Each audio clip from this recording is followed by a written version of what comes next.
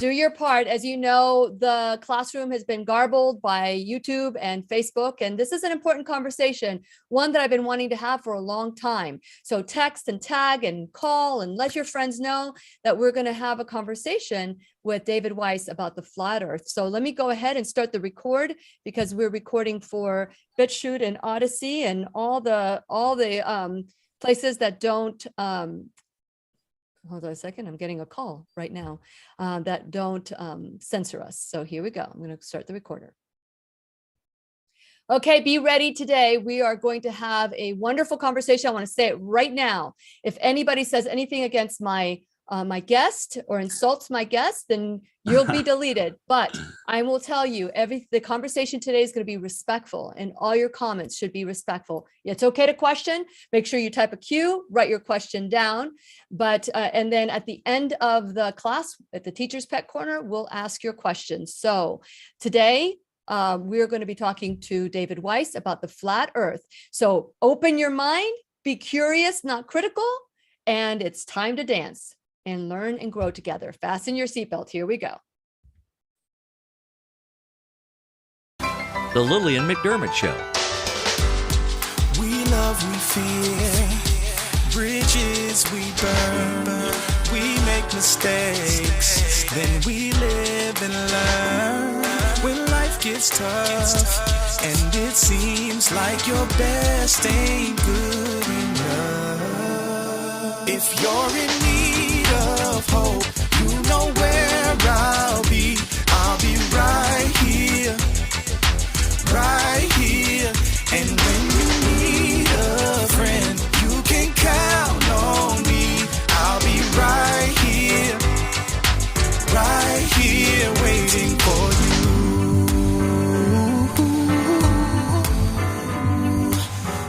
you. This is the place you can always turn to when you need a friend. The Lillian McDermott Show. To reach out to Lillian, visit her on the web at whenyouneedafriend.com. Now let's all learn together. Here's Lillian McDermott. Hello, my listening and viewing friend. It's so nice we can meet each other on the air on this beautiful, best day ever. And for those of you who are tuning into the classroom for the first time, please know I've been waiting for you.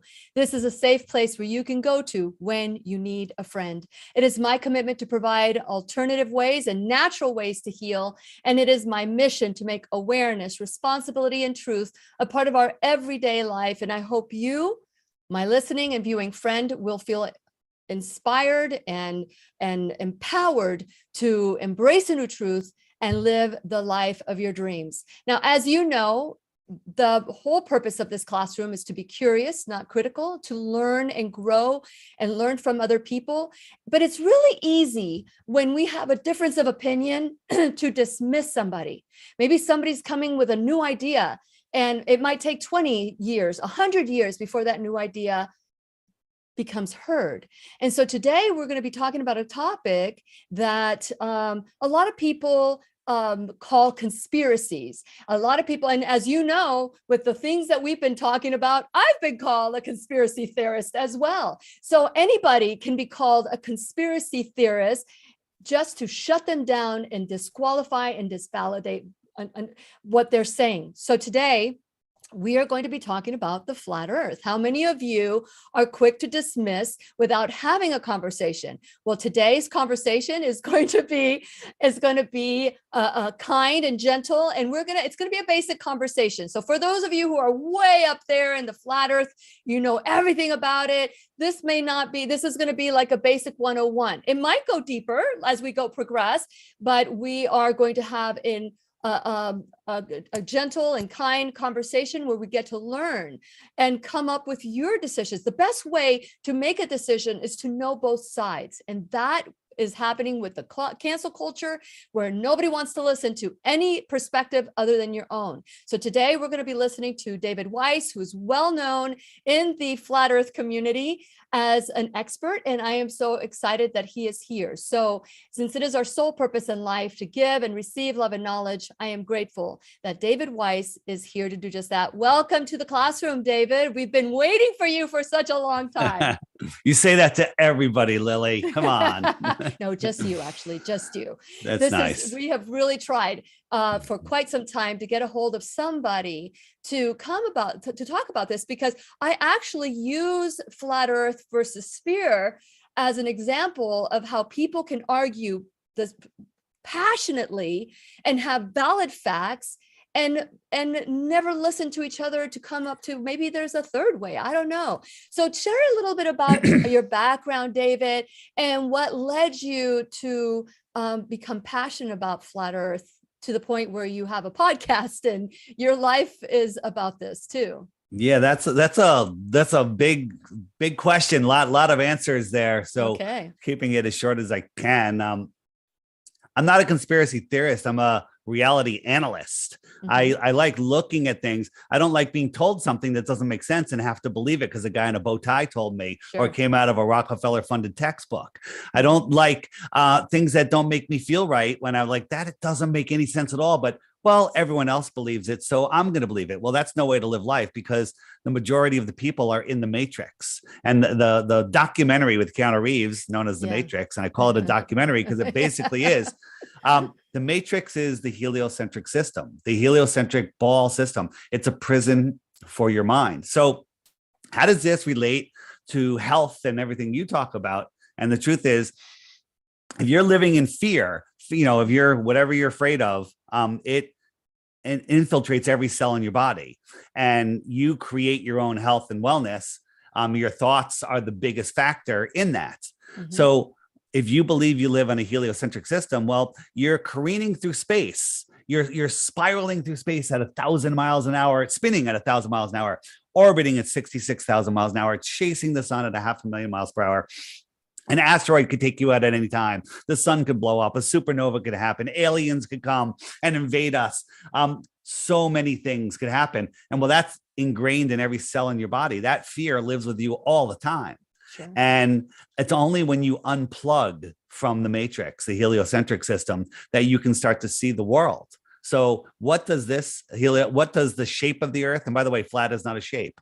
What does it have to do with your health? Every single thing. If you don't have a foundation to stand on, if you are this person flying through space, you are lost. You have given up your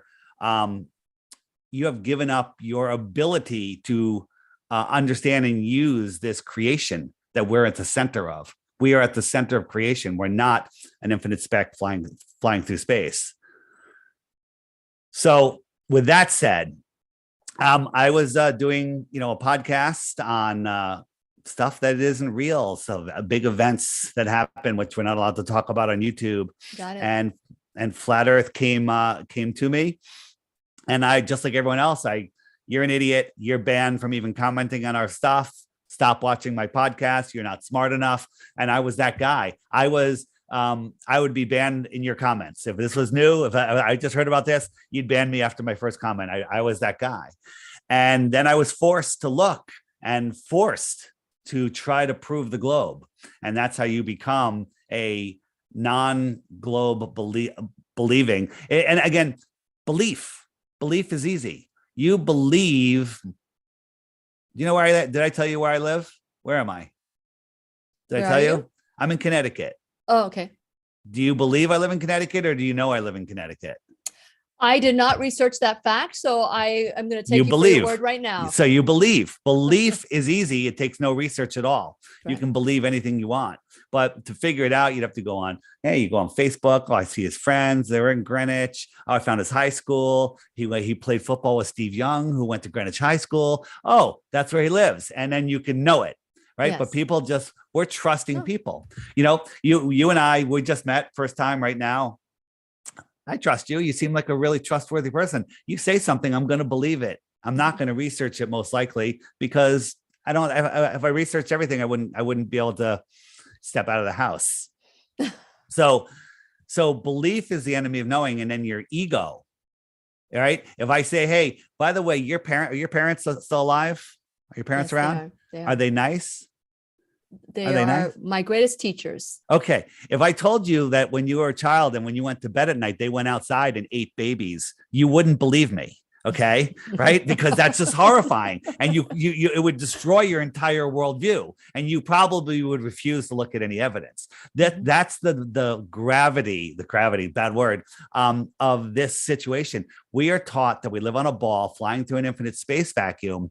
Sorry for the graphic analogy there, but we're flying through this infinite space vacuum. And when somebody tells you that's not true, you want to hold on to it because you want to defend it. Sure. You based your whole world is based around it. So, and for those of you that are listening that you're hearing this for the first time, you think I'm crazy. I'm offering 3 Bitcoins for 1 globe proof. Okay. 3 Bitcoins for 1 globe proof. Pretty simple. If I'm crazy, instead of saying insults, instead of making comments, just supply 1 proof of the globe. And I thought I had them too. Boats Over the Horizon, Season, Sticks and Shadows by Aristophanes, Day and Night, the 24-hour sun in the Arctic.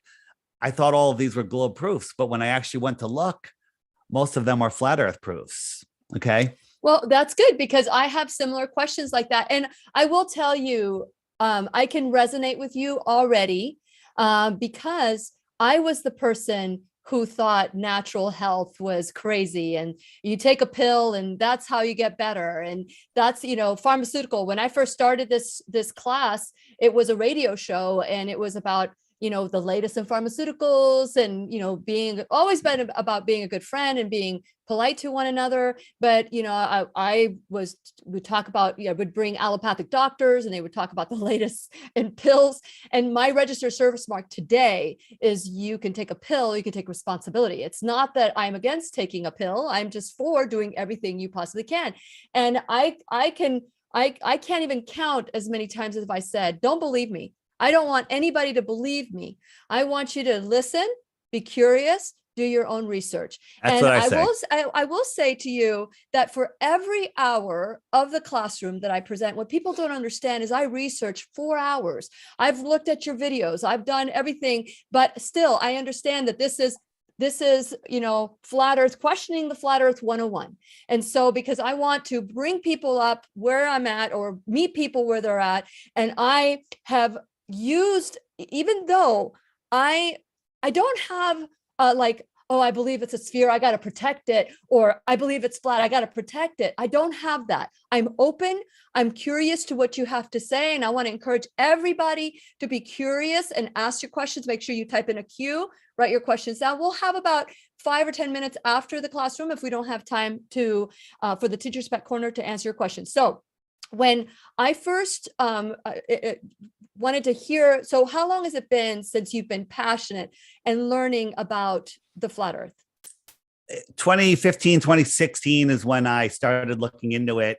And all flat earthers have the same passion, right? Because once you see this, it literally unplugs you from the matrix. If you remember back to the Matrix, when Neo was taken out of the matrix and he's on the recovery table with all those IVs in him, he goes, "Why do my eyes hurt?" And Morpheus said, "Because you've never used them before." And that's what happens with, how in school they tell us we only use 10% of our brains. Well, that's absolutely true. In the indoctrination camp, they literally shut down 90% of your brain and just get you using the 10% that they want you to use. No ruling class is going to teach their serfs to a level where they could challenge their authority, right? Oh, I get it. So we're there. So 2015 is when I started looking into it. And then I was like, oh my God, flat earth is going to discredit everything else I did. But then I realized flat earth is the truth. I got to go out there. And in 2015, 2016, we only were met with, "Oh, you're retarded. Get out of your mother's basement. You're never going to get a job." All of this stuff. Well, those tables have turned. Flat earth is growing so fast right now. I'll show you in a little bit. It's absolutely amazing. And in reality, we're growing so fast. Flat earthers only want to work for flat earthers, and flat earthers only want to hire other flat earthers. So it's the glober jobs that are drying up, right? This is a paradigm shifting, to say the least, change in the way we see the world. So just real quick, let's cover just a couple basics, and then you can hit me with any questions. Yeah, people say, because that was one of, I had like basic questions about, but I would love for you to give us an overview of what flat earthers believe. So this is perfect. Sure. So, one of the questions is, what about photos of Earth? Well, here are official photos of Earth.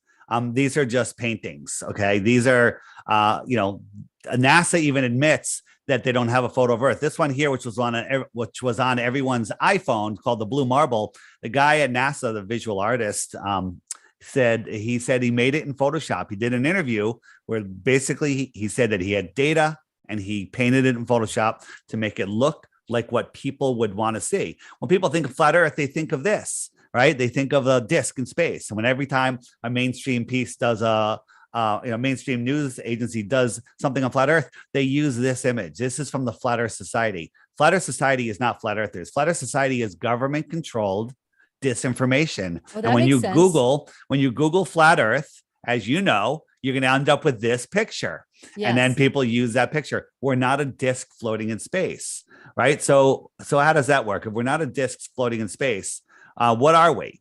People say, where's the edge, right? And this is what they want you to think when they think of the flat Earth. We're not like that. This is the edge of Earth. What is this? This is the shoreline of the world pond. Okay, what do I mean by that? Well, they tell us Antarctica is an island, a continent at the bottom of the ball. Okay. And it's this continent down there. No one lives there. It's too cold, all of this wonderful stuff. But they also tell us it's the highest land on Earth. So let's talk about water. Water needs lateral pressure to stay together. Like if you have a glass of water, if the glass wasn't there, the water is just going to run away. Sure. Right. If you have a pond is contained with lateral pressure by the land that goes all the way around the pond that's higher than the water. If it was lower, you'd have a waterfall. Okay. A lake, bigger than a pond. Well, the world pond is surrounded by the highest land on Earth. This shoreline is Antarctica. Okay. So it's getting its lateral pressure from the land that surrounds our world. This land here is very likely bigger than all of the oceans and all of the continents combined. Okay. So what am I seeing there? What am I seeing? Am I seeing the green is the ocean and the white is Antarctica? No. This is all Antarctica. This is just the frozen shoreline. Okay. This could all be frozen out here because no one's allowed past 60 degrees south, which is this pink line. But all of the continents and islands are surrounded by water, but all of the water is surrounded by Antarctica. Antarctica is the basin that holds our world. This is our known world. This is not our known world. This is the outer area. Okay.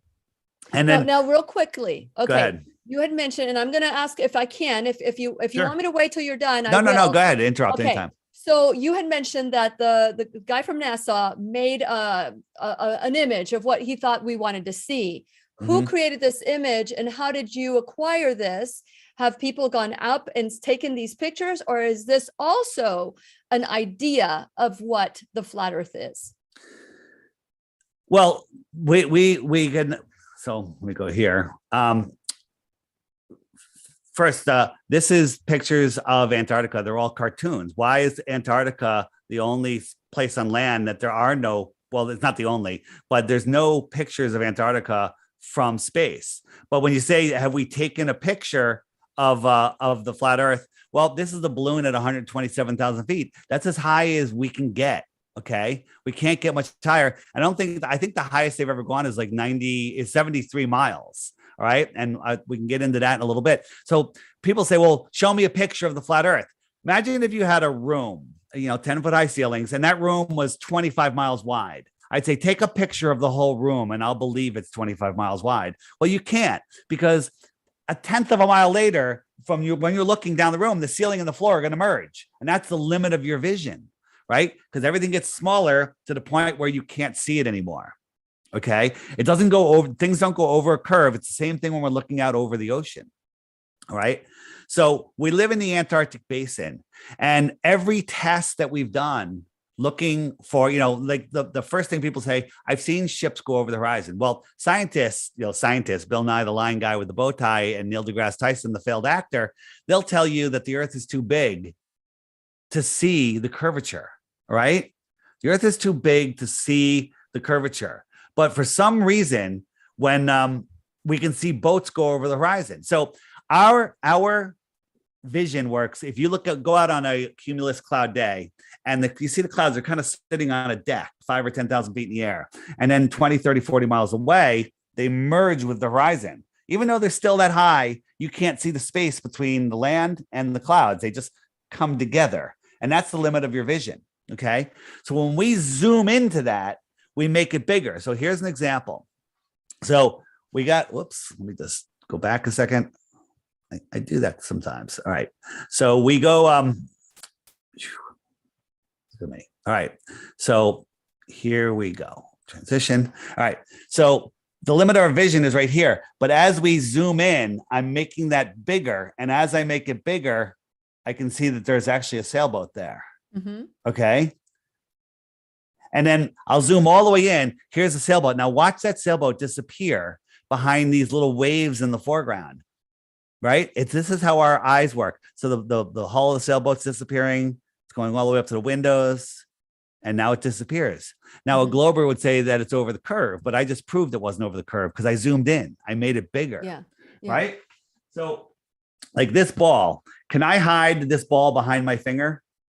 No, you can't. Okay. But if my finger was a wave, sure, and it's in the foreground and I go away, look, the entire ball is behind my finger. No, I get it. I understand that. That's understood. But so just like there isn't a picture of the globe or the sphere, you're saying there's not a picture of that was my question. So there's not a picture of the flat Earth, but there's not fake pictures either. There's fake pictures of the globe. Okay. NASA admits that they all of the pictures, they never use the word photograph, and they never use the word photograph, or they never use the word photograph. Okay. An image doesn't necessarily mean a photograph. They don't want to lie. Right. Yeah. And so they don't want to lie. That's funny. Yeah. So here's a question for you. This right here, would this be hard to paint? Do you think you could paint a realistic picture of this? Well, some people can. I would not be able to, but some people can. Now, do you think that you could paint a picture that looks like this? Sure. I mean, if I could. Pretty easy. Not me, but someone could. Right. Pretty easy. Well, the truth is, this is an admitted photograph, and this is actually a painting. Okay. This is actually a painting. Look at the detail, the reflections and everything. You wouldn't know this is called a photorealistic painting, right? And people go, well, they can't fake photos of Earth. I mean, I showed you those 9 pictures of Earth. They're all faked. Even if one of them was real, then the other 8 are faked. Okay. Why are they faking pictures of Earth? So, the blue marble. What about the images from the space shuttle, the space station, space center. Yeah. What images? There are none. There's horrible images. There's nothing. But here we can look at this area right here, and we see that he used the step and repeat tool, the cloning tool. These are all the same clouds. Do the same clouds appear on Earth? Right? I'm listening. Yeah, no, I'm just saying these are this is what they show us, right? This is NASA. There was a mainstream article on CNN.com, I think, and this is what they show us for the Earth going into the distance. This is ridiculous. Okay, I mean, this is clearly computer animation. I mean, how does this possibly even happen? Right? No, people just want to believe anything.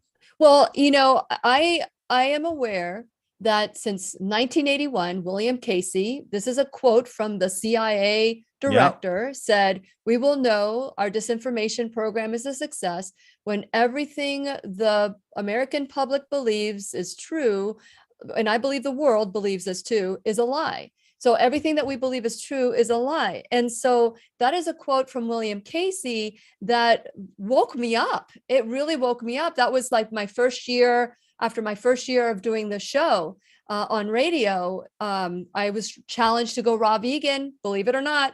Mm-hmm. And after 4 days, I accepted the challenge. And after 4 days of doing the raw vegan, I felt really good. And it's not that I felt bad. I just didn't know I could feel better. And the question I asked myself is, what else did they lie to me about? So I am curious as to what you're saying, but at the same time, when we have, okay, they're lying and we don't have pictures either.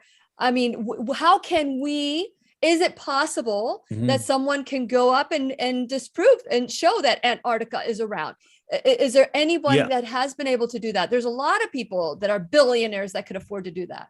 Well, the thing is, nobody goes up in rockets. We'll get it. I guess we'll go into rockets next. And all of that is just to make you believe, just believe that we live on a ball. In 1959, they started, doing missions over Antarctica, and Admiral Byrd did a press conference and said that there's land bigger than the United States beyond the poles, which doesn't make a lot of sense, filled with resources that can, supply the world with energy for 200 years. And immediately they put the Antarctic Treaty in place. And nobody can go to Antarctica except on these, little sightseeing trips just to the tip of Antarctica. But we can deforest the Amazon jungle. It makes absolutely no sense. Last thing on this. This is how they say they got the blue marble picture. The satellite went around the Earth again and again. It takes 90 minutes to go around, and there's little gaps in the data.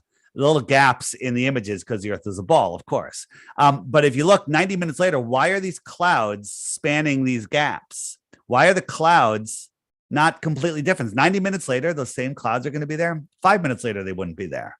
Okay. So again, this is all just CGI nonsense, but we don't need to look up into the sky to see the shape of the floor. We don't look at the lights in our ceiling and say what shape is the floor based on the lights in the ceiling. For example, on a ball, it requires to have a physical horizon. So if I move my fingernail is a boat. If the Earth was a ball, it would disappear from the bottom up and it's gone. We zoom in, you still can't see it because it's behind a physical horizon. On a flat Earth, we have an optical horizon. Okay. So people say, well, how come with a super telescope, I can't see across the ocean? How come I can't see, how come I can't see the Eiffel Tower or Mount Everest, from Europe? And the answer is because light can't travel that far. If I turned off all my lights and it was pitch black in here, you couldn't see me because there's no light bouncing off of me. Okay. So this is a famous spot in Illusion, France, looking out over the ocean, and Mount Canigou is 175 miles away. But using globe math, the top of Mount Canigou should be over a mile below the physical curve. So it would be unviewable from here.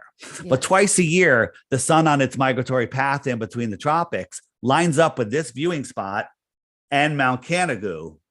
And normally the light that bounces off of Mount Canigou isn't bright enough to push through all of that atmosphere, even on the clearest of day. The atmosphere is like water. You go in a pool, it's 100 yards long. You can't see the other side of the pool, right? You can't see the other side of the pool.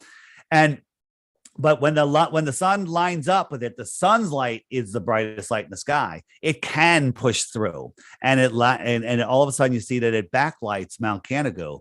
The top of this mountain should be a mile below the curve, but it's not. And then the globe people, the globe zealots, I'll call them, they'll come out and say, "Oh well, the mountain is below the curve and the sun has already set a half an hour ago. It's just refracting up and magically stopping at eye level." Okay. That is literally their explanation for this impossible thing. This is impossible. So if the earth is flat, where does the sun go? I mean, let's talk about the planets. Where's the moon and the sun compared to, and why will it disappear, and how high is it that it's not lighting the whole Earth, or the moon or when the sun disappears, the whole Earth is dark? So how is it that when the sun and the moon are orbiting the Earth, as opposed to the Earth orbiting the moon and the sun, or whatever it is that we believe, how is it that it's not lighting the whole thing? How is that explained? So if you imagine you're in a dark room, a big dark gymnasium, and you have a candle on near one end of the floor, that candle is going to just light up a small area. It's not, and the rest of the room is going to be dark. Now, from the other side of the room, you will be able to see the camera, but you don't have this atmospheric deck that we have. So what I'm going to show you right now is what I call my flat earth kitchen. Okay. And I did an experiment. It took me about a minute to go through it. And I'm going to show you how your eyes work. All right. So here we go. So here's my kitchen. Here's my counter. It's flat. And this line here is level. You can see that it's level. I'm running the sun across the line. Now, right here, this could be mountains. It could be a city skyline. It could be the atmospheric deck of opacity, the cloud deck. But you can see that I never go below it. And we're looking at this from a celestial height point of view at basically the height of the sun. Now, I got a camera on the other end of the table looking up, watching it go away. Now, if I showed you this first, I'd say, is this line level? And you would say, no, it's sloping down. And I'd say, is this sun going below this line here, which is at eye level because it's in the distance? But we know that it's not at camera level. It's just perspective making look at this. And when I zoom in, look at this line. This is a level line, and it looks like it's going down. Okay. Now let's compare what we're seeing here to a real sunset. This is a real sunset. Okay. This is me just moving it away along this level line. Well, this sun just went here. And look, what's it going behind here? Is the horizon here, or is the horizon up there? And if you look, there's a foggy area here. You'll see it as the sun backlights it. This is called the atmospheric deck of opacity. And that merges into the horizon. And then anything that goes beyond it just disappears behind it. Okay. So that's how clouds. That's interesting. So what I'm hearing you say is that the sun is going over us, and when we lose our perception or perspective of the sun, it looks like it's going away. But what about the time zones? What about the people like from New York to Florida that have the same time zone, and the sun is different than other areas? I'm going to explain all of that. Let's just go a little bit farther on this. Okay. So here's a guy, and he's looking up at the cloud 5,000 or 10,000 feet in the air, and that line goes pretty much straight up. But then 20, 30 miles away, the clouds kind of merge with the horizon. So imagine he could draw a line, or actually draw a string from his eye to the cloud that's sitting over here on the horizon. Now, this cloud is the same height as this cloud. Okay. It's just in the distance. So it looks down. But when he draws that line, if he could look at that line to him is pretty much parallel with the water. Okay.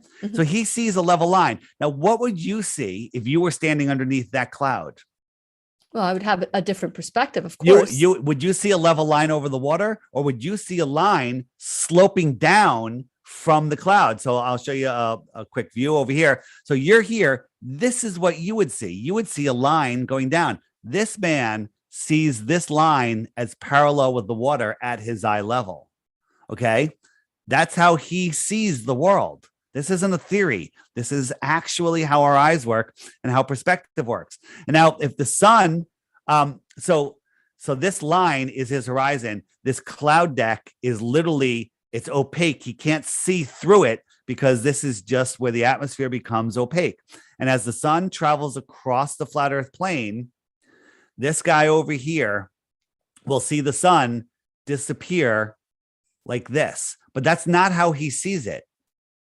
Right? It's disappearing because he can't see through this cloud. So this cloud is blocking the sun. Now watch. He sees it from his point of view like this. And he sees the sun as it goes away, it goes down and it disappears. It looks like it's going behind an eye level horizon, but it's not. That's how he sees it. Wrap your mind around that. That's how it works. Go ahead. Yeah, no, I'm absolutely just, trying to take this in. As you know, I've done research on it, and, there are times in life where things just resonate really quickly, and other times where you really have to research it. I think that 4 hours of research may not be enough time to kind of grasp everything, because we're also dealing with the ego, the lies, all the things that, as a certified life coach, I totally get that it takes time to kind of embrace these things, these new truths. And it's a different Lily, different way of thinking. Yeah. So there's so much we can do. I'm happy right now that we're sticking with the sun and we're going to get into time zones. This is all going to be a little compact lesson in just a little part. Okay. And this is really going to work. So how come we can't see the sun? Well, I just showed you that the light gets blocked by perspective in the atmospheric deck of opacity. What is that? The atmosphere is not clear. There, as you look through across the land, that's where the atmosphere is the thickest. It becomes opaque rather quickly. So this is I filmed this with my drone, and it has to be, the conditions have to be not over water. So I'm on the East Coast. I'm watching the sunset. So I'm looking west. It has to be below freezing. So there's no humidity in the air, and it has to be a super, super clear day. So I watched the sun. In 5 minutes time, it went down, down, down, down, down. Now, if we were spinning, it would just keep on going, but it didn't. In 5 minutes time, it went down, down, down, down, down, and then it stopped. And it sat here. Now, my friends at the beach saw the sun set 10 minutes earlier. This is sped up 2,500%. And the sun stopped going down. It sat here for 10 minutes. And watch what happened. It just disappeared into the soup. This is a super clear day. I'll show it again, back and forth. It just disappeared. It's still there, but its light can't make it to you. Light is like sound. It only goes so far. It doesn't go for billions and billions of years and light years. All of that is nonsense for your mind. So you can't see this. Take all of that out of your mind and understand that light is local. It's small. Okay. So it's taking its light with it. Now, where's it going? It's going to California. Okay. So the sun is heading to them. Actually, it's just closer to them. So how do time zones work? So let's look at the time zones. So right here, if I turn on the time zones, which button is that? It's the time zone button. Why am I not seeing the time zone button? Time zones. Oh, there it is. The stupid little clock. There you go. All right. So time zones. So here are the time zones. I'm right here in the East Coast, which is this line here, Florida, right? I'm in Florida. I'm in Connecticut. It's warmer in Florida. You know why? Because the sun is higher. It's closer to you. And I'm going to show you how it's closer to you. And so we turn on the time zones where you'll see that noon travels with the sun. Wherever the sun is, it's noon. Okay. Wherever the sun is, it's noon. It's midnight over here. It's 6 a.m. over here. And look, the sun is rising for people in Australia. And now people in Sydney, it'll be noon right about now. And then 2 time zones later, it's noon on the West Coast. And now it's morning. The sun is rising in South Africa. It's still nighttime here in Connecticut and Florida. And the sun comes around and it gets closer. Okay. So there's 2 things going on here. There's seasons and time zones. So if we just quickly look at perspective. So here is streetlights, and they're all the same height. You know this in your mind, but they're going down. They're getting smaller and smaller. Well, here's the sun doing the same thing. As it goes away, it goes down. This atmosphere right here is really thick, and it just goes behind it, like I showed you with the other perspective. That's where it goes. And then I showed you that the sun takes its light with it. It takes its light with it. It's a local light. It's small. It's here within the Earth system. So let's go back to the app for a second. Turn off the time zones. So there's 2 things here. This outer yellow line is called the Tropic of Capricorn. You've heard that. Okay. What are the 2 big tropics? Tropic of Capricorn and the Tropic of Cancer. Why isn't it the Tropic of Leo? Why isn't it the Tropic of all these other ones? And the reason is because the tropics are the ends of the tropic zone. Okay. So anything in between the Tropic of Cancer and the Tropic of Capricorn is called the tropics. It's where all the tropical islands are. Okay. Anything outside of Capricorn, we'll call that the Antarctic region. And anything inside the Tropic of Cancer, we'll call that the Arctic region, because it's in the Arctic area. You and I'm in the Arctic region. You're right on the cusp. Okay. Where in Florida are you? South Florida? Well, no, Central. I'm in Cape Canaveral. Cape So I'm Canaveral. on the water. Oh yeah. boy. Oh boy. Oh boy. So let's move it to June. So in June, the sun moves all the way into the Tropic of Cancer. And when it comes around, it actually goes right over Miami. That's why it's so hot in Miami in June, because that's that street light that's right over your head. That's your summer sun. Okay. If you and I were outside, if you came up here to Connecticut in the middle of winter and we were sitting outside freezing in the middle of winter and we're 20 feet apart and somebody's holding a big giant heat lamp 15 feet over your head, directly over your head, I'd say, point at it. You go, oh, it's right up there. And I'd say, is it warm? You're like, yeah, I'm warm. And you'd feel the heat. And I would look at it and say, where's that heat lamp? And I'd say, it's over there. It's about 45 degrees up. I'm not pointing straight up. It's lower in the sky and it's farther away. I'm cold. But if that person walked over to me, keeping that light at the exact same height, I'm going to watch that light get higher and higher and higher, just due to perspective. And you're going to watch it get lower and lower and lower, just like a sun going away in the winter. So it's winter here in Australia. But if I jump forward 6 months, the sun moves out to the Tropic of Capricorn. They're having their summer. We're having our winter because the sun is far away from us. Now, being in Florida, it's not too far away from you. Mm-hmm. So you're still warm. But just being up here in Connecticut, it's freezing. It's horrible. What about places like Alaska or England that don't get that the 24-hour sun?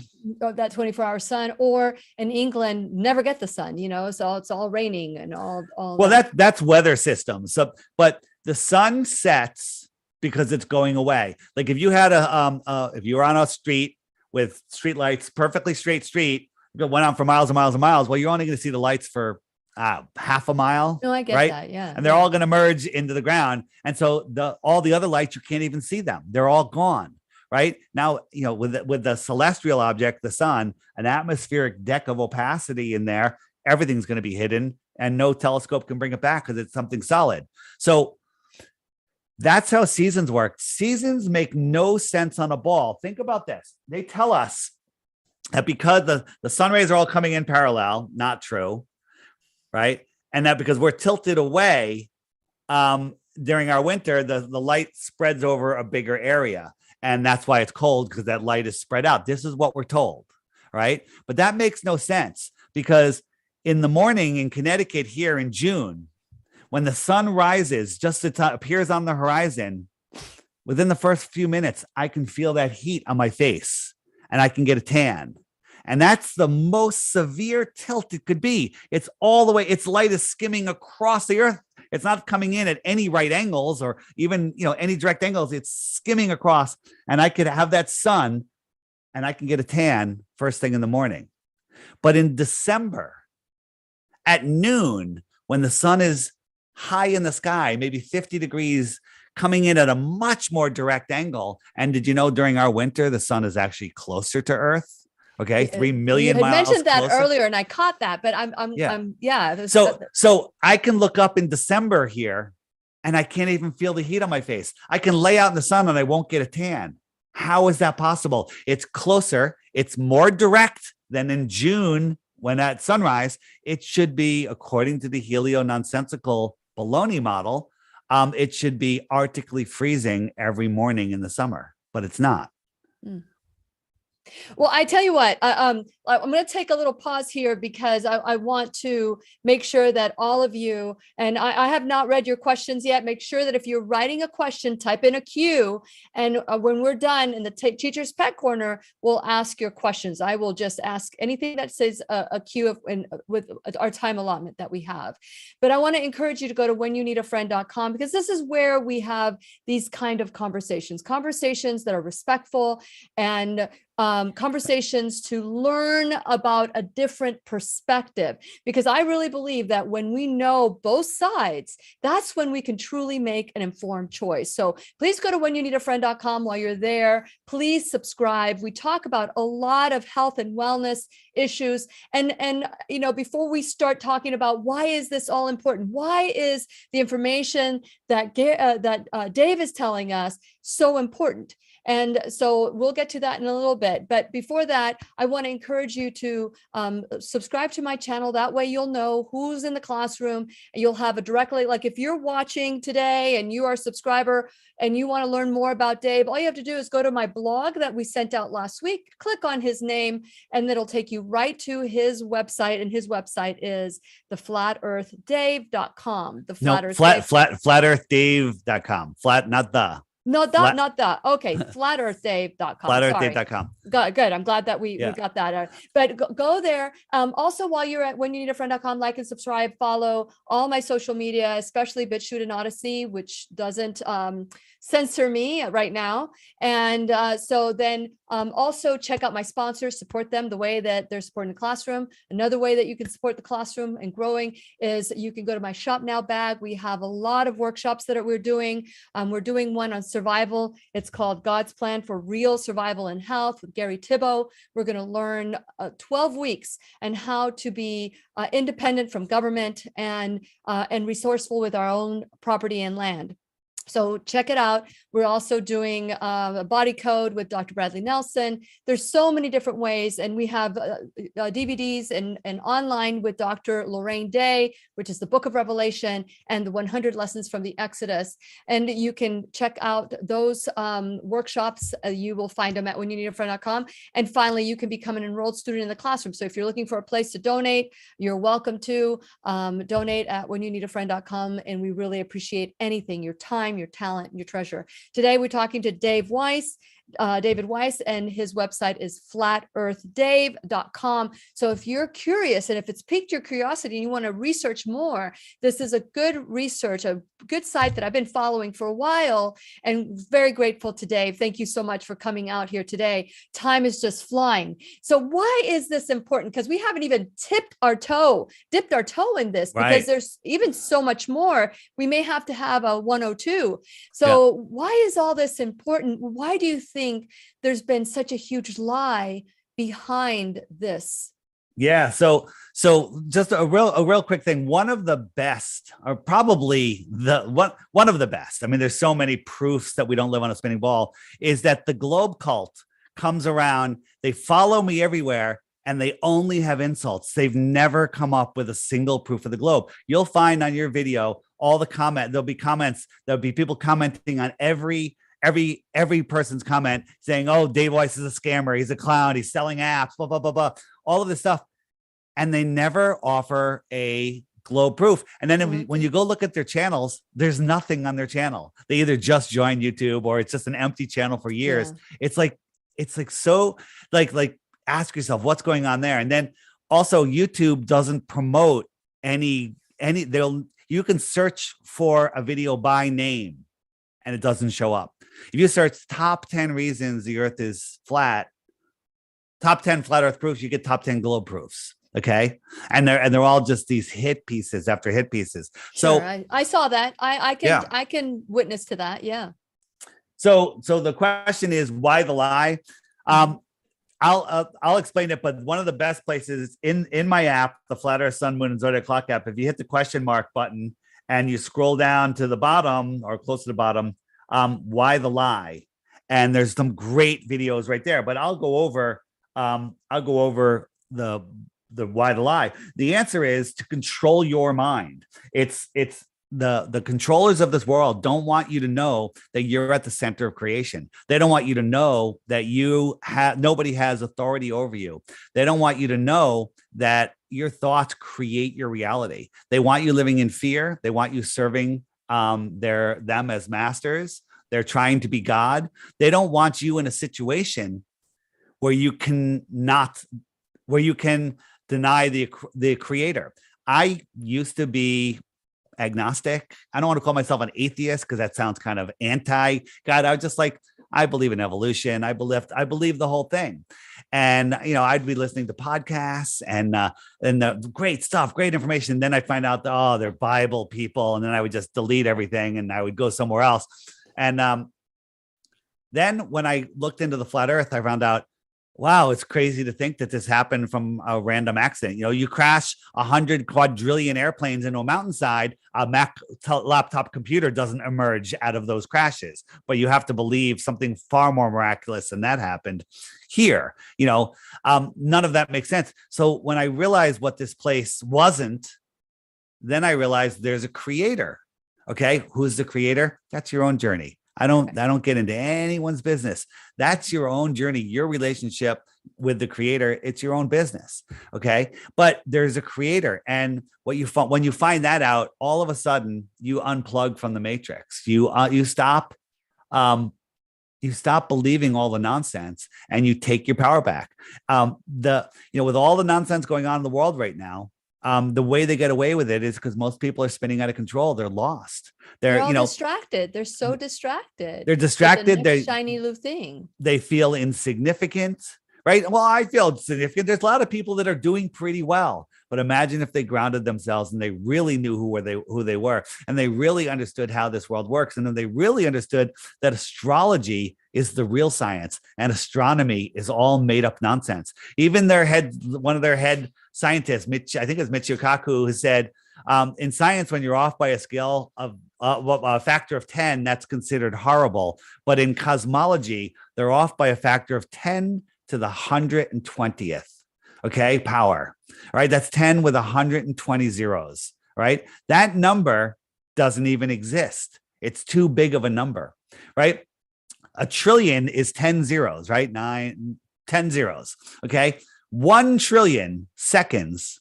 Do you know how long 1 trillion seconds is? If you listen to any of my videos, you've probably heard it. Yeah. Go ahead. 31,000 years.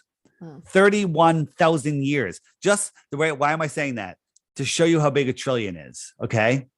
Right. They're off by 10 to the 120th. That's not science. That's pseudoscience, mumbo jumbo nonsense. It's just like meteorology. They don't have to get it right, but they're able to keep their job. So yeah, there's a lot of things like that. Yeah. Yeah. So when you see the anti-flat earthers out there, just say, is that your best globe proof? That's all you have to say to these guys, and they'll never give you one. They'll just throw insults up and all sorts of stuff. That right there, they don't realize it, but they're waking up so many people to the flat earth reality just by being such clowns. So when you said the Flat Earth Society, they were created to discredit, make people look like a bunch of idiots. But where would be a good place for people to do their research other than you and other? Yeah. Well, where did you do your research? It sounds like you've done a lot. So when I first started looking at Flat Earth, YouTube kept recommending other videos, and I found great channels. I followed the channels. Now all of that stuff is still out there, but it's out there. They haven't deleted it. Right? It's out there, but you can't find it. Mm-hmm. So this is the Flat Earth Sun, Moon, and Zodiac Clock app. Oh no, he's here selling apps. This app doesn't hurt anybody. It's $3 one-time charge. If you want to subscribe to go on to the social media part of it, you can. It's $11 for the year, but you don't have to. Okay. Every day, this is the challenge I give people. If people think I'm crazy, go on, watch the daily video. Every day there's a new video. You just tap this thumbnail, up comes a video. Watch the video every day for 2 weeks. And at the end of that, if you think the earth is a globe, send me the proof and you win 3 Bitcoins. But before you do, you have to hit the question mark, and up comes the top questions that you're gonna ask. What about Coriolis? What about eclipses? What about ships over the horizon? If I hit that, ships over the horizon, up comes a playlist of amazing videos. Now, I don't expect you to just believe these videos. Do what I did. I say, wow, I got to do this myself. I went out and bought a Nikon P900 camera, a tripod. And as I said earlier, our consumer optics have outgrown their lies. We can see too far. We can see that the horizon is optical, right? And the globe arguments are so convoluted now. The globers even say there is no physical horizon on a globe. What? What are they? What they're so desperate to hold on to pseudoscience. It's pathetic. But anybody with eyes to see that looks honestly and doesn't let somebody with a snarky voice and a snarky attitude control their mind, they will see that we don't live on this spinning ball. So again, in the app, one of my favorite pages is if you hit the web button, great videos here. Watch these videos. These are like, full length videos, from 45 minutes to an hour, 2 hours. Just sit down, watch them, turn off Netflix. Okay. And watch the videos on here. These are in your app. And if they go to flatearthdave.com, they can find your app. The app's right there. It's called the Flat Earth Sun, Moon, and Zodiac Clock app. A horribly long name to remember. Just go to flatearthdave.com. The link is there. And it is it's super easy. If you're watching on a computer, you can just scan this right here. Yes. Yeah. And so everybody, I'm gonna make this large, pin it so that people can do that. Let me see. So here we go. So what I'm saying is there's so much information on here. There's Discord server on the level Discord server. There's another one.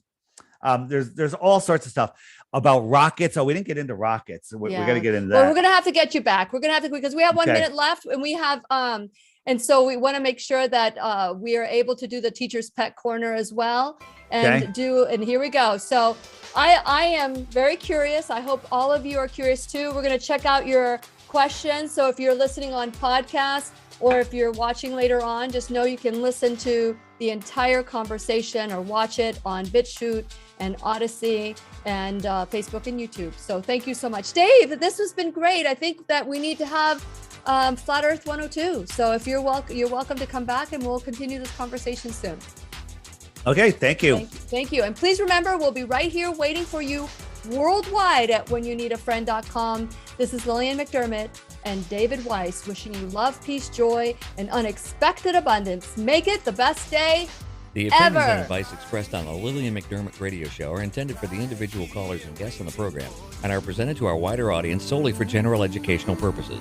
Please act responsibly and consult personally with your own medical, psychological, or nutritional expert before taking any steps to improve your life.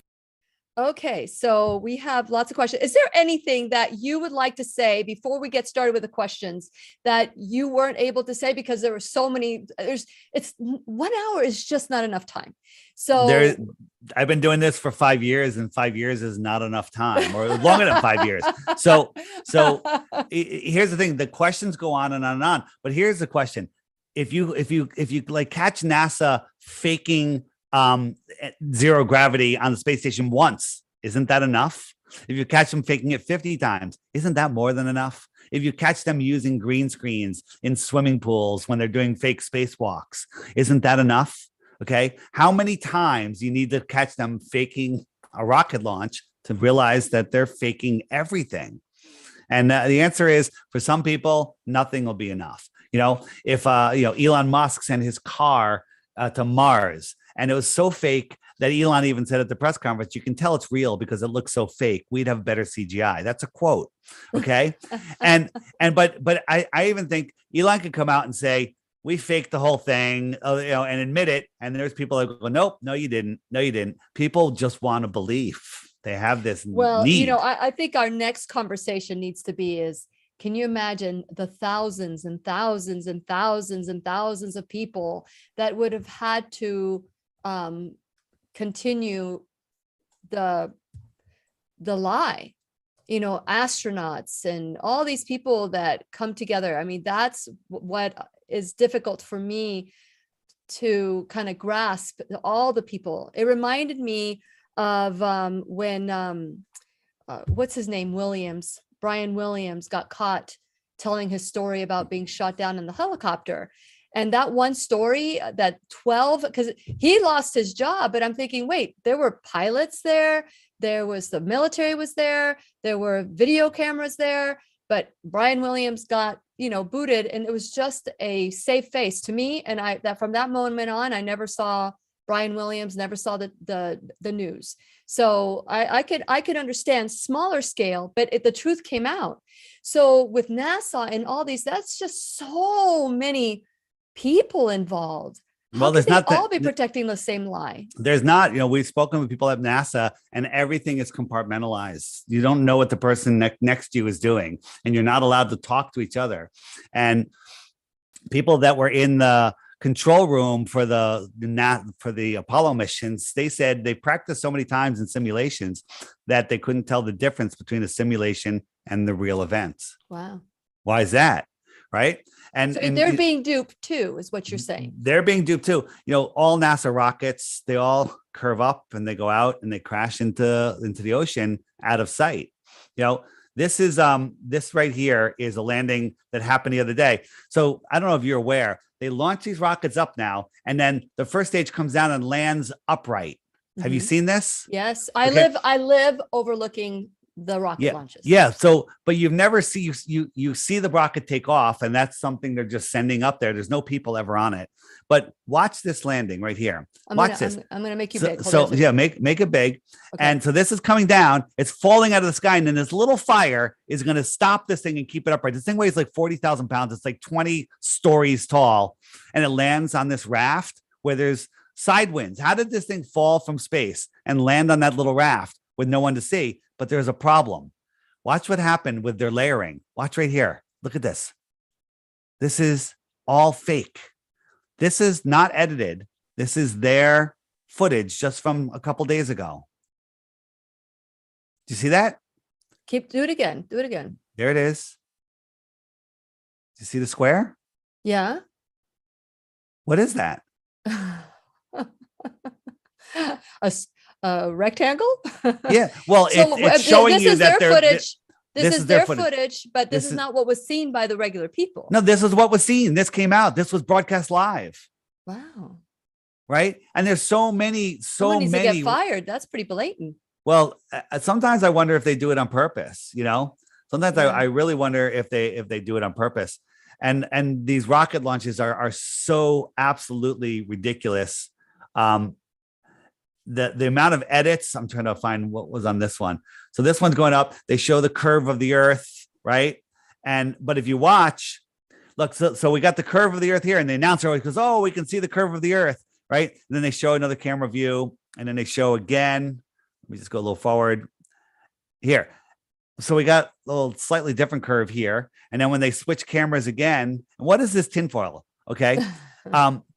So it's hard to see right here, but watch. Then the next view, I think it's the next one, they show a concave Earth. All right. There's that I could see a little curve there, not bad. But then when they show it, this is clearly just a fisheye lens. Let's let it go a little farther. Where is it? As it changes, it's getting flatter and flatter. And now it's getting concave because it's moving to the left of the screen. So watch right here.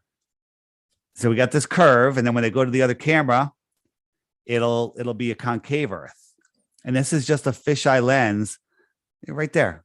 That is, if you put a line on that, it's not curving anymore. Okay, but we're all seeing a curve because they're only showing us a little piece, and that's how we're programmed to see.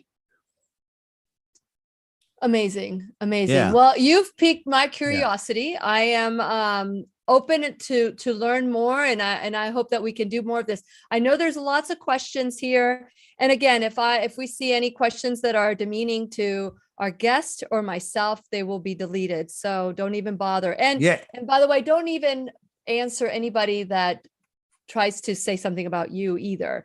So I'm talking about you, the viewer. Okay, so. What about flights with plane from Australia to America? According to the Flat Earth, the distance between them will be so great, it will take much more to fly. How do you explain that? That's from Avi. Yeah, so when you look at the Flat Earth map, the flight from Santiago to Sydney is a long flight. But the question is, why does it go all the way up here, all the way across, and all the way down? If you look at this, and this is one, not a direct flight, and you say, well, it's picking up passengers. That's way out of the way. But this is kind of a straight line, right? So if we look at another one, the question is, on a globe, if you're going from any southern location to another southern location, why would you ever cross the equator? Why wouldn't you just stay on the bottom and go your way? And the answer is, look at this one. They go all the way up here and then all the way back down. Why didn't they just fly across? Right. Mm-hmm. But if you look at it, it's a straight line. right? And it crosses the equator twice. So what right? I was told in the past that the reason why they take those different routes is because they need to refuel. Well, not true. Look at this. The distance from here to here is about the same as from here to here. Why does it go all the way up here and all the way down here? But if you look at a flat earth map, it's pretty much a straight line. Yeah. Right. And now there are direct flights. There's only Qantas has it. It's only flown by 4 military pilots. The plane has 7 layers of heat resistant paint on it. Nobody really knows the specs on this plane. And the question is, do you think airplanes haven't gotten any faster since the 1970s? Right. Who's to say that this plane at 40,000 feet can't go 1,200 miles an hour versus 550 miles an hour? Right. If you're going 1,200 miles an hour, guess what? The trip's going to take you about half the time, right? So you don't know the speed that these planes are going. There's also wind currents up there, 200-300 mile an hour tailwinds, headwinds, depending on which way you're going, and that they do use. These flights vary in times up to 5 hours sometimes. So if you want to prove the shape of the earth, that those two things are far, show me a shipping line, show me a cruise ship that can do it in set amount of time. Because a cruise ship, let's say, goes 20 miles an hour. Well, if a cruise ship all of a sudden started going 40 miles an hour and you're on it, you're going to know it, right? Because you got something to compare it to. But in the sky, when you're out in the middle of nowhere, that doesn't work. And there's tons of these. And just real quick, let's just go to sometimes there's emergencies that happens in airplanes and the plane needs to land real quick. Okay. Here's a flight. It went all the way over to Moscow, over 1,000 miles out of the way to land. Why did it do that? How did it get there that fast? If you look at the times when the emergency happened, when it landed, doesn't make any sense. But if you look at it on a flat earth map, Moscow is right on the flight path, right? This happens again and again and again and again and again. It happens 16 times, as a matter of fact. Here's one. Why did they go all the way to Calgary? Okay, that's 1,000 miles out of the way again. Calgary is right on that line. This only works on a flat earth. Okay. It works every time on a flat earth. It makes no sense on a globe at all. One more. And again, I'm just showing you a bunch of memes, right? But that's all you were ever shown in school about the earth, just a bunch of memes. It went all the way up to Moscow, way out of the way, but Moscow's right on the line. Right? You want to see this stuff yourself? There's a free PDF online for this book, 16 Emergency Landings, or you can go to lulu.com and get the coffee table book. It's awesome. Everything is documented, not a conspiracy theory, right? It makes no sense. Now, in the north, any flight to from any northern location to any other northern location never crosses the equator. But in the south, they do. That only makes sense on a flat earth.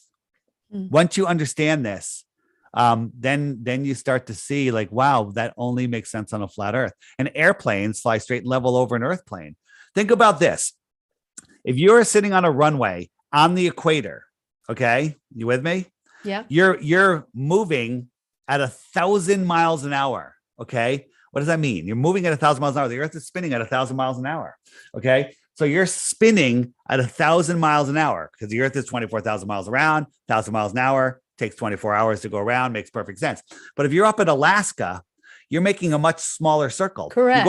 You go around once a day, but you're moving only like 300 miles an hour because you're making a much smaller circle. Correct. So what happens if you're on an airplane and you're taking off from the North Pole where you're not even moving at all, and you're trying to fly out I'm in the wrong layer here. You're trying to fly out to the equator. There we go. You're trying to fly out to the equator that's moving 1,000 miles an hour.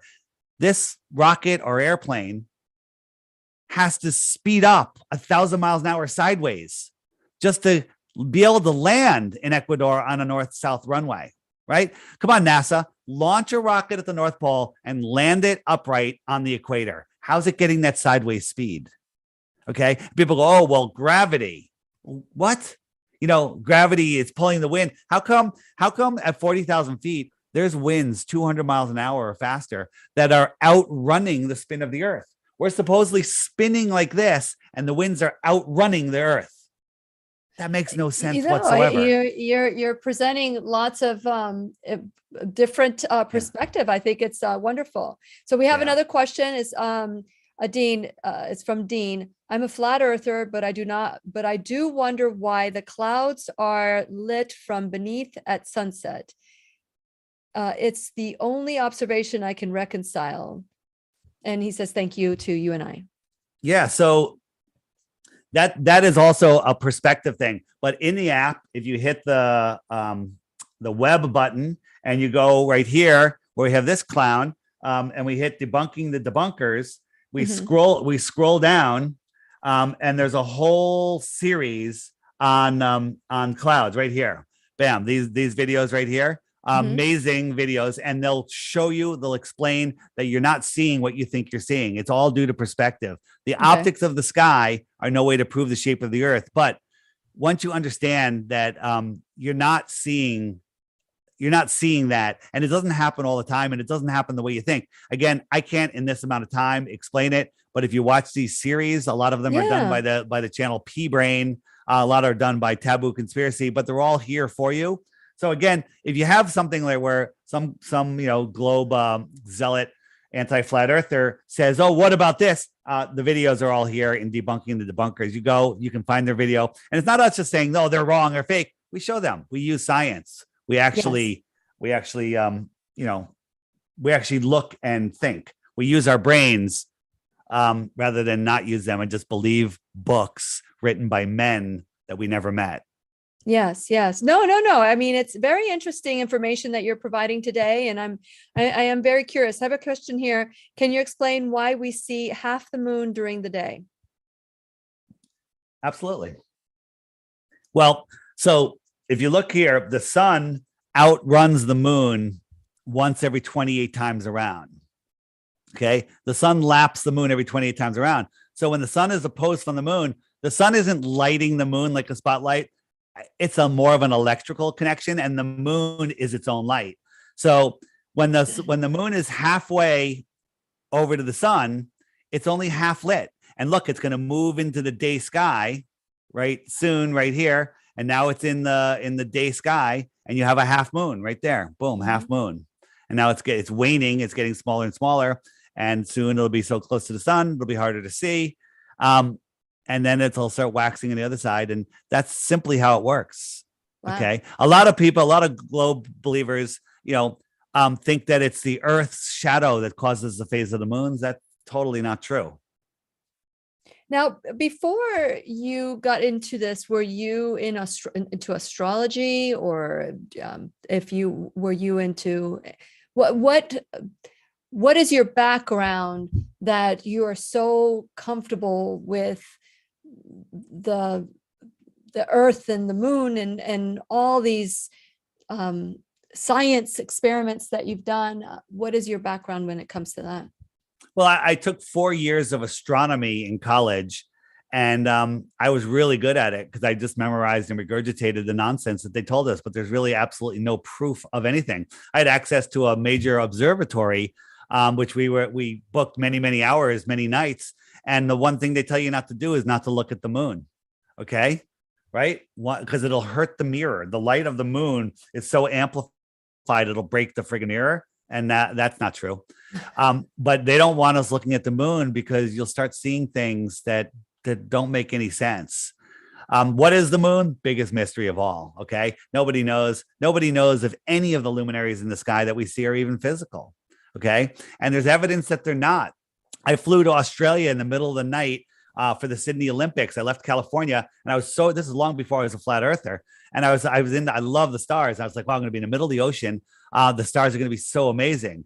And I got my blanket, held it up over the window. The lights were pretty much off because everyone's sleeping. And I look out, I saw like 3 lights, 3 stars. Maybe they might've been 2 of them might've been airplanes. And I'm like, where are the friggin' stars? We set a balloon up in Arizona at night with high def cameras looking up. Before it even took off, we could see all the stars in the sky. It was amazing. As it gets up higher and higher, it should get brighter and brighter, and the stars should get even more and more clear. By the time we got 50, 60, 70,000 feet, all the stars were gone. Explain that in a heliocentric model. Okay. And the fact that I can't explain it, I have theories, I have ideas, I have experiments. But the fact that I don't know is doesn't say that it's not the case. It doesn't make sense in the heliocentric model. That's the bottom line. Yeah. Okay, let me see more questions here. I'm looking for cues. And if you make a comment when you type in a cue, your question will not be read either. So I just want to make sure that there's a lot of, it looks like there are a lot of questions, but I don't see any cues. Yep, there's one. What says is level curved? Well, people are saying, Globers believe that level is a curve. Okay. Level is horizontal. Flat is a description of level and horizontal. The earth is testably, measurably, scientifically provable, a level plane. And any horizontal line lines up with the horizon, which is horizontal. All horizontals are parallel.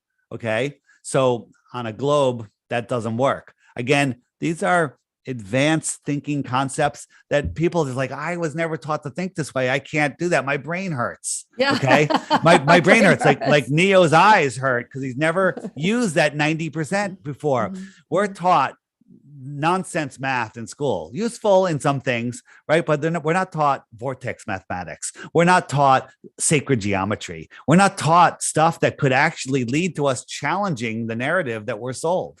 Okay, we're sold into a world of spinning out of control, lost, where nuclear bombs are real. Nuclear bombs are not real. Okay, right? And people, well, don't take my nuclear bombs away. That's some fear that's wrapped around my spinal cord that I need to hold on to, or else I won't be me anymore. Okay, that's literally what's going on in people's minds when they react to the nuclear bombs are real. And for those of you that don't know, go to Crow 777 Radio, 2 R's in Crow, and look at episode 053 and episode 400. And then you will laugh whenever you hear the threat of nuclear war. You'll laugh and every cell in your body will rejoice in health and wellness. Well, yeah, Dr. Lorraine Day, I don't know if you're familiar with her. I am.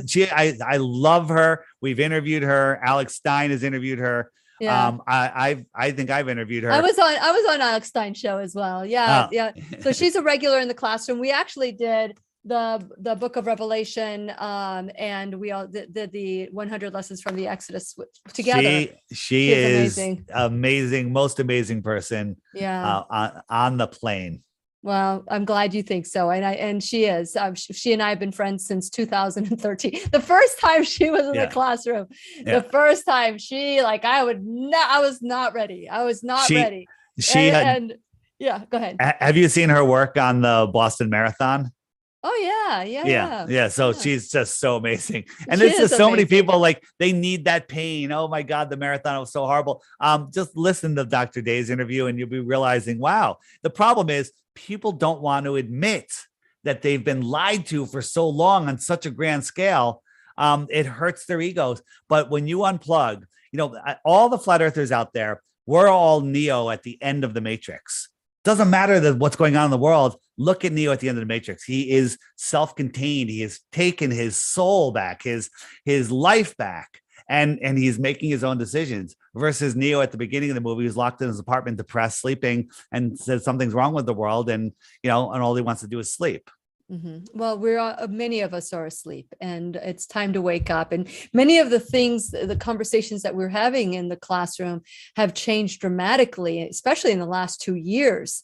That's when, people are waking up to the fact that, we've been talking about for the last 11 years, almost 11 years, that our bodies heal naturally and we give the bodies what it needs. But in the last 2 years, people are now reaching that allopathic medicine has not supported them. And now they're concerned because they know they've made some choices that were not full of information. There was no informed choice, but it is what it is. And so now we are focusing on, how to create the life that we want, And I'm telling you, when Jesus breathed into the disciples' nostrils and said, you will do this and more, what's the this, what's the more? And I've said that over and over again, we are much greater than we think we are because God is in us. If we just had that spark of God, we could do all things.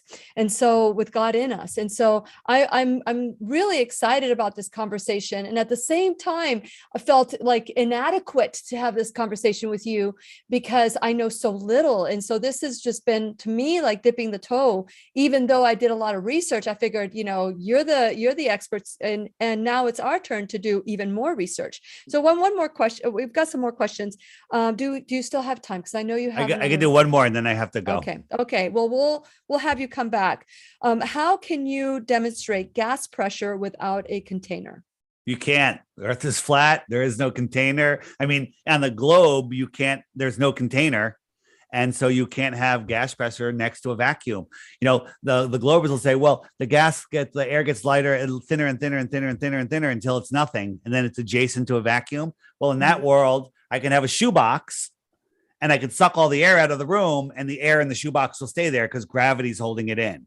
Okay. That doesn't happen, right? There's nowhere in a lab or in nature, anywhere at any altitude, in any situation where you can have high pressure next to low pressure in any orientation where it doesn't instantly equalize. Okay.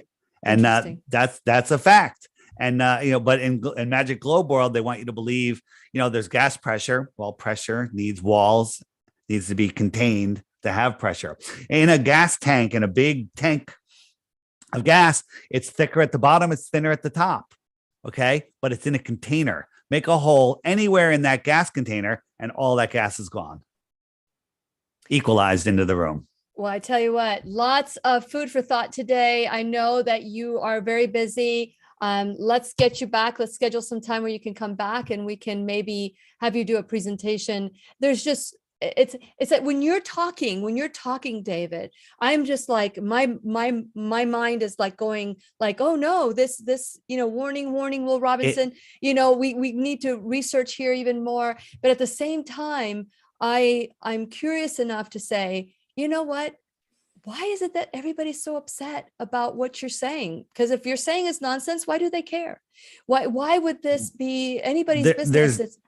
There's not that. I mean, the people that are upset, there's just the known trolls that follow me everywhere. There's one in your chat right now. This guy, Trillion, he has nothing on his channel. He's never offered a globe proof. He just makes insults and he sucks energy out of everyone's time, just sucking energy. So I wouldn't even acknowledge him. Yeah, I know, but I see, I wouldn't even give it the time of day. I see all the people in the chat trying to talk reason into him. And in reality, that actually helps some other people. That, again, as I said earlier, these trolls, when people are just throwing stuff at them, other people are reading it and going, yeah, that guy is an idiot, right? So the thing is, when you're on the level horizontal plane Earth side, you're on the right side and you don't have to make up things, right? There's lots of things that we don't know. That's for sure. But globers think they know everything and they know nothing. I was a glober. You were.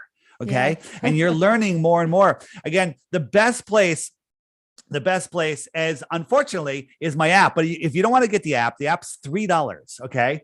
And that's a one-time $3. I'm going to get it.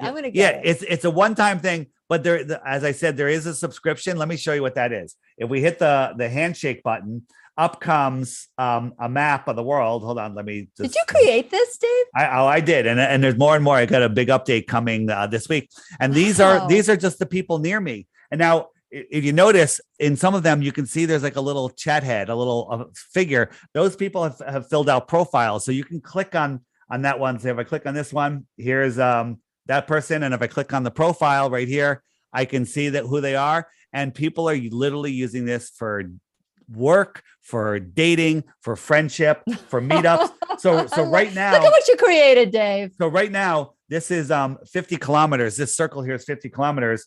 And if I hit the share button, 341 people, I can send out a group message like, hey, I'm having a meetup at Joe's Bar and Grill Saturday at 4:00. Here's the address. And then all these people show up and now you have new friends. Brilliant. Right? Because, and we just did that in New York. I think like 80 people showed up. And it was amazing. Every single person literally was your best friend, all ages, everything, right? And everyone you talked to was the most interesting person on earth, right? Everyone was a Dos Equis guy. So that's what's going on there. And if you look at the world, people say flat Earth is dying. Flat Earth is growing so fast, and I have proof. It is unreal, right? So here's America. These are the people that have the app. Okay. They're everywhere, right? Your new best friend, your new partner is in there. Okay. and it's growing faster and faster. Look at the UK. Amazing, right? We even have people in Antarctica. Okay, look, we got one at Casey Station right here in Antarctica. Right there. Zooming in. Where's the building? Maybe we'll see him wave at us. Yeah. It doesn't quite work like that, but amazing. And again, you can message people individually. You can set up experiments like this person here could reach out to this person here and say, hey, let's do a long distance mirror flash and get more proof of the flat earth, right? Because that would be an incredible distance according to globe math. So again, the app is super fun. Quick preview. There's now we have your icons will change as you refer more people to the app. Everybody wants to wake up people to flat earth. This will just keep track of how many people you're waking up. That way you can go and you can look on the map and you can say, oh, that person is a shark, yellow, whatever. I'm going to reach out to that person because I want to do a meetup and they must know lots of people. So again, the app is super fun. And besides being fun, the information that it can bring you to is well worth your $3. Okay. Mm-hmm. You only need the subscription. You can get messages from people without the subscription, but you can't send messages or fill out a profile or use the weather app. I mean, you see the weather here, but if I click it, it gives you a really good weather app, which I think is like, if you had to buy it yourself, I think it's like $3 monthly. Well, so it's a good deal. I laugh at the weather app, because if it says it's going to be raining all day and it's sunny in Florida, it's like, yeah. It's like, what profession do you know that, like a brain surgeon, would you go to a brain surgeon and say, well, I can be 50% chance that you're going to be okay, or that I'm going to be doing a good job. But when it comes to real life, this is an unbelievable tool that you've created. And I want to honor your time because I know that you need some rest before your next interview. And so thank you so much, Dave. And I thank you all for watching. I'll keep all your questions, and the next time Dave comes, I'll start with those first. So thank you, Dave, for everything that you're doing and for bringing some wisdom into the world. So thanks. Thanks.